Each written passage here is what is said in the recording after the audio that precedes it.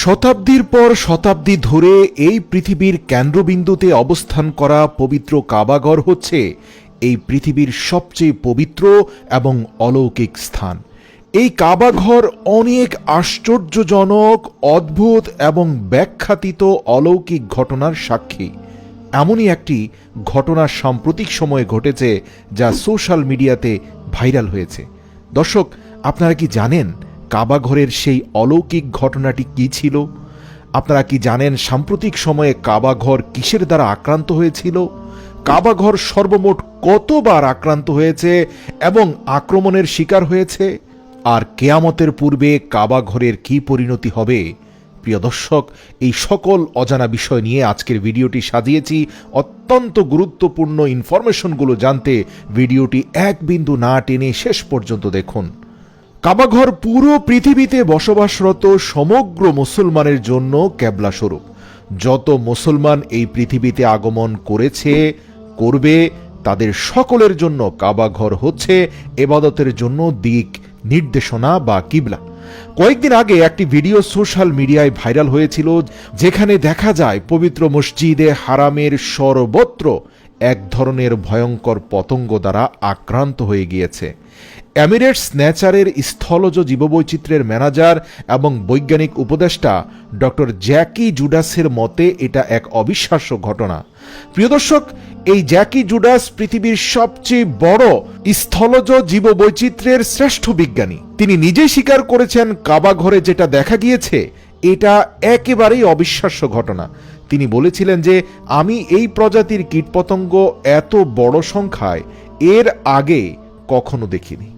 এই প্রথম আমি এই প্রজাতিকে এত বেশি সংখ্যায় দেখতে পাচ্ছি। আর এটা যে মহান আল্লাহর এক অপার মহিমা আর নিদর্শন, এই ব্যাপারে আমার কোনো দ্বিমত নেই।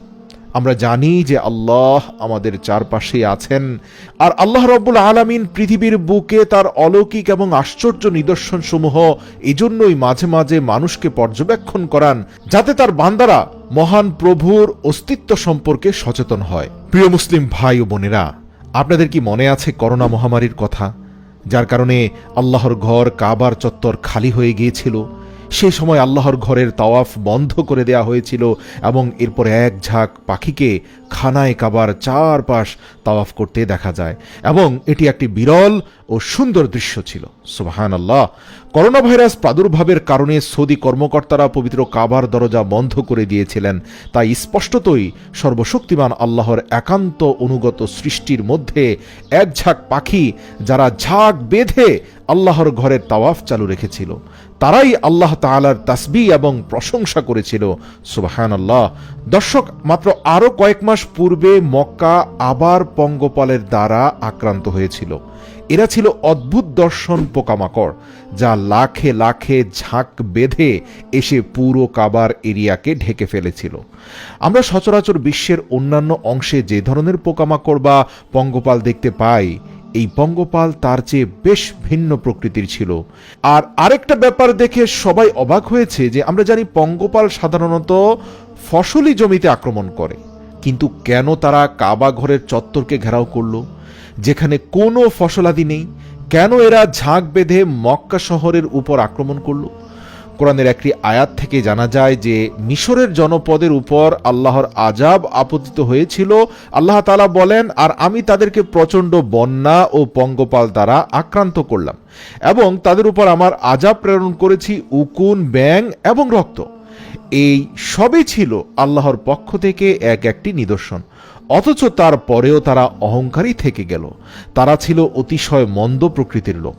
সুপ্রিয় দর্শক, বৌদ্ধ ধর্ম, খ্রিস্টান ধর্ম এবং ইয়াহুদি ধর্মে, এমনকি ইসলাম ধর্মেও পঙ্গপালের আক্রমণকে আল্লাহর আযাব এবং শাস্তির চিহ্ন হিসাবে বিবেচনা করা হয়। এখন আল্লাহই ভালো জানেন মক্কায় পঙ্গপালের আক্রমণের অর্থ ও উদ্দেশ্য কি ছিল। প্রিয় দর্শক, ভিডিওর এতক্ষণ পর্যন্ত যতগুলো অলৌকিক ঘটনা আপনাদেরকে জানিয়েছি, যা সাম্প্রতিক গত কয়েক বছরের মধ্যে ঘটেছিল, তার থেকেও ভয়ঙ্কর হচ্ছে ইতিহাসে মক্কা নগরী এবং আল্লাহর ঘর কাবাকে ঘিরে আরো কিছু অপ্রিয় সত্য রয়েছে। প্রিয় দর্শক, কাবা ঘর বহুবার মেরামত ও পুনর্নির্মাণ করা হয়েছে। এই কাবা ঘর 683 খ্রিস্টাব্দের 31 অক্টোবর রবিবার আগুনের দ্বারা মারাত্মকভাবে ক্ষতিগ্রস্ত হয়। ঘটনাটা ঘটেছিল উমাইয়াদের সাথে আব্দুল্লাহ বিন জুবায়েরের যুদ্ধের সময় প্রথমবার যখন মক্কা অবরোধ করা হয়, সেই সময় এই অগ্নিকাণ্ডের ঘটনা ঘটে। 1992 সালে মক্কা যখন দ্বিতীয়বার অবরোধ করা হয়, তখন সে সময় কাবাতে পাথর বর্ষণ করা হয়েছিল। পাথরের গোলা বর্ষণের কারণে কাবা মারাত্মক ক্ষতিগ্রস্ত হয়, যার নেতৃত্বে ছিল উমাইয়া সেনাবাহিনীর গভর্নর হাজ্জাজ বিন ইউসুফ। এই যুদ্ধে মক্কা শহরের পতন এবং আব্দুল্লাহ বিন জুবাইরের মৃত্যু হয়, এবং এর ফলে উমাইয়া শেষ পর্যন্ত সমস্ত ইসলামিক ভূখণ্ডকে পুনরায় একত্রিত করে এবং মুসলিমদের মধ্যকার দীর্ঘদিনের গৃহযুদ্ধের অবসান ঘটে। শুধু ইতিহাসই নয়, হাদিসেও এমন জোরালো প্রমাণ ও ভবিষ্যৎবাণী রয়েছে যা ইঙ্গিত করে যে কাবা চিরকাল আমাদের কাছে থাকবে না। কিয়ামতের আগে কাবা ঘর ধ্বংসের মুখোমুখি হবে। আল্লাহু আকবার, কারণ এটি কিয়ামতের শেষ নিদর্শনগুলোর মধ্যে একটি। এই বাস্তবতা শুনলে অন্তরে শিহরণ জাগে, কারণ কাবা ঘর এই সমগ্র পৃথিবীতে সবথেকে পবিত্র স্থান। আর হাদিস থেকে কাবা ঘরের ধ্বংস হওয়ার ঘটনা নিশ্চিত হওয়া মাত্রই প্রত্যেক ইমানদারের অন্তর কেঁপে ওঠে। যে ব্যক্তি কাবা ঘরকে ধ্বংস করবে তার নাম জুল সুওয়াকাতাইন। সে ইথিওপিয়া থেকে আসবে এবং সে কাবার গিলাফ ও কাবার সম্পদ লুটপাট করবে। চুরির জন্য সে কাবার ধ্বংস ঘটাবে। প্রিয় দর্শক, এই ঘটনা তখন ঘটবে যখন পৃথিবীর বুকে প্রকৃত ঈমানদার কোনো ব্যক্তি অবশিষ্ট থাকবে না। কোরআনে সূরা আম্বিয়ায় ভবিষ্যৎবাণী করা হয়েছে কিয়ামতের পূর্বে ইয়াজুজ ও মাজুজের আগমন ঘটবে।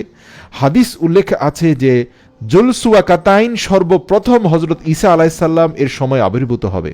আবু দাউদ এর এক হাদিসে বলা হয়েছে, নবী মুহাম্মদ সাল্লাল্লাহু আলাইহি ওয়াসাল্লাম বলেছেন, তোমরা আবিসিনিয়া এবং ইথিওপিয়ানদের ছেড়ে দাও যতক্ষণ তারা তোমাদেরকে বিরক্ত না করে, কেননা আবিসিনিয়া থেকে জুলসুয়াকাতাইন ছাড়া আর কেউ কাবার ধন সম্পদ লুট করতে আসবে না।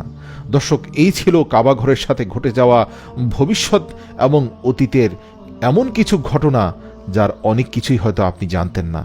অনুরোধ করছি অবশ্যই ভিডিওটি শেয়ার করবেন এবং আপনার মূল্যবান মতামত কমেন্ট করে জানাবেন।